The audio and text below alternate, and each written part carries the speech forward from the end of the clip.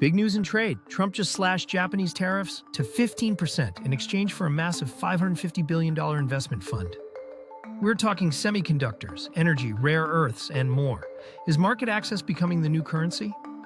This deal could rewrite the rules of trade leverage. Curious how this impacts the global market? Watch the full video to dive deeper into this game-changing agreement.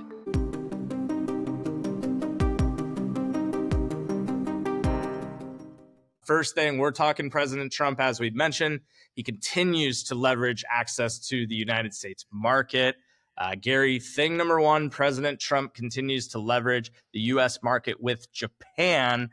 Tell us what the conversation with Japan's prime minister led to. All right, so we think we have a deal now between President Trump and Japan's prime minister, who the president unfortunately and hilariously referred to as Mr. Japan. Do not get mad at me. I wasn't the one who said that. But if you want more information on it, I would highly recommend a written piece on Substack by Weston Nakamura, who wrote a phenomenal analysis of what was happening in Japan, both politically and in terms of their trade relations. And I think it was really good analysis. Anyway, the deal that we have with Japan leads to lower tariffs on Japanese goods, as well as Japanese investments and purchase orders. Those tariffs are going to be lowered from where they had been, the 25 to 28% range, to 15%. The market liked that, saying, okay, wait, this is a lot worse than we had. Sorry, it's not as bad as we had thought it might be. We thought things would be worse. So that was a plus. The Japanese auto industry was thrilled. A 15% tariff for them isn't great, but it does put them in a position where they can continue to profitably export to the United States. It's a huge market for them. One thing worth pointing out, there have been people who have said the United States is operating with a heavy hand here. I would just point out Japan has had some pretty heavy tariffs for U.S. goods to come there, including on our automobiles. So, one thing that I would mention as well, people aren't seeing the whole picture. I'm currently in Eastern Europe. Just last week, I went from Krakow, Poland to Prague in the Czech Republic. And I'm here right now, and I talk to people, and, they all ask me, and they say, yeah, well, we've got mixed feelings on President Trump. A lot of people here like him. But the ones who don't say, well, we don't like the whole tariff thing. And I say, okay, well, what about your tariffs against American goods? And their response is, wait, what? They don't know about it, right? So President Trump's trying to level the playing field, and I think it's important. Now, the part where there is some friction is the original announcement was that Japan would invest $550 billion, more than $500 billion into the United States, creating a new U.S.-directed investment fund.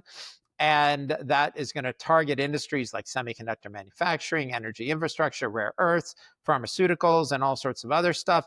The original announcement was that the United States was going to keep most of the profits, maybe.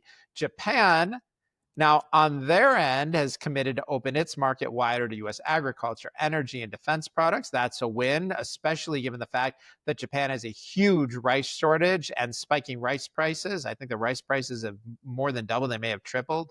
So importing U.S. product is popular and necessary there, but there is some static. Japan is saying, wait, we never said you're going to have most of the profits from this investment fund. So that is currently being debated right now. We'll see where all of that shakes out. Yeah, Gary. So obviously we know President Trump loves a deal, his books and all that in terms of how he structures deals. What's the economic rationale, though, behind what President Trump's doing, the way he's structuring these trade deals? What does that look like from an economic perspective? So, Rob, that's a great question. And I actually think the wording that our interns used last week, which we emphasized, was terrific. And we were talking last week about the U.S.-Indonesia trade deal and saying this looks like it's going to be the model for other countries or deals with other countries.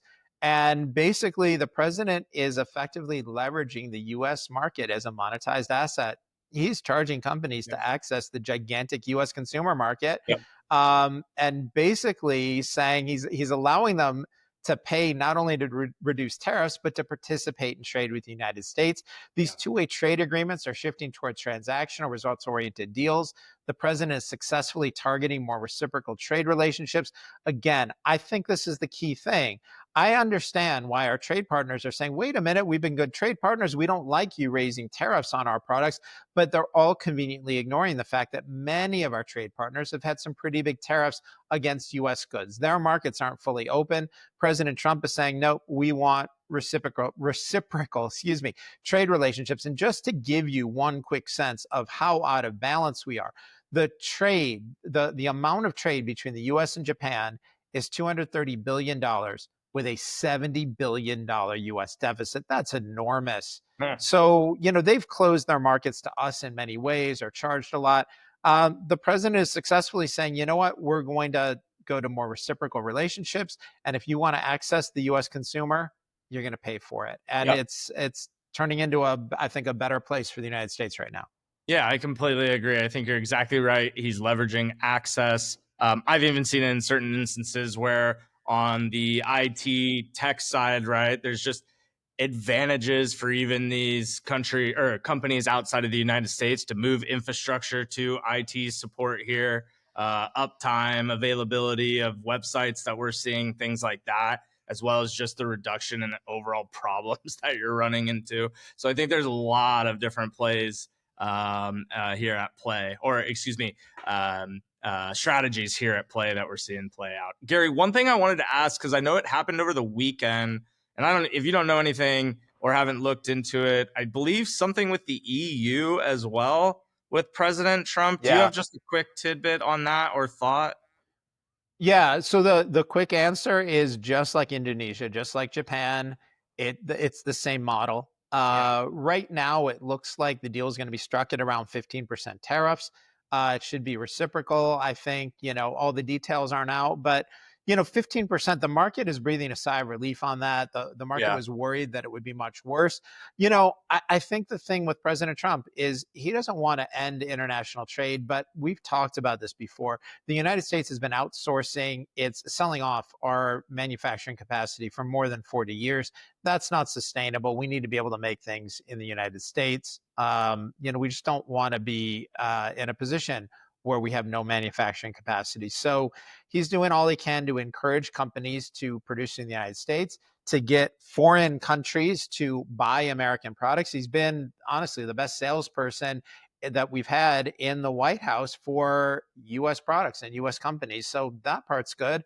And the tariff levels are coming in much lower than a lot of the fiat economists feared. And I will just point out the deep knowledge investing, we were early on this when people started talking about tariffs in March and April. We were early saying people are going hysterical, they're panicking.